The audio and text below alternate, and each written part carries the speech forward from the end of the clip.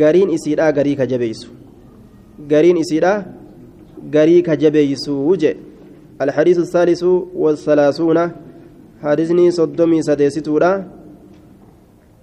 عن ابن عباس رضي الله عنهما أن رسول الله صلى الله عليه وسلم قال لو يعطى الناس نمني أسوكنمي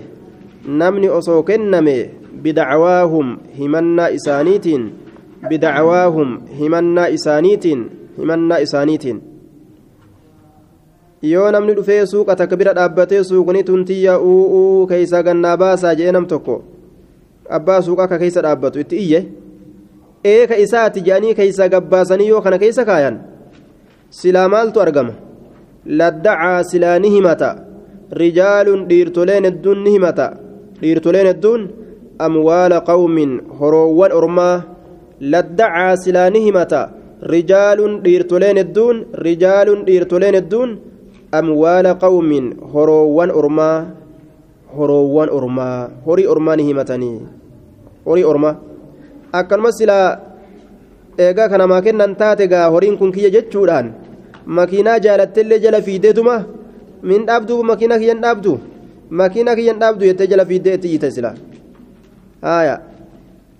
kiyya uggootti jette ka isaatii kenniif jedhaniituma isa irra darbanii silaasii kennarre laakiin haalli kun haala zulmii ittiin babal'isuun namaa qaceelu waan ta'eef haala san dhoowwe shari'aan jechuudha raga barbaachisa wadimaa'ahum dhiiggolee isaaniillee silaa himatan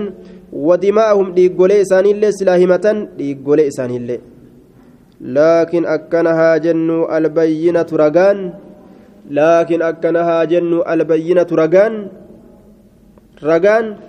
على المدعي إسهمة الرتتاتودا نمتجي تكو يروا همته رغا في ديانين وان كان يمتمي اي رغا في ديغا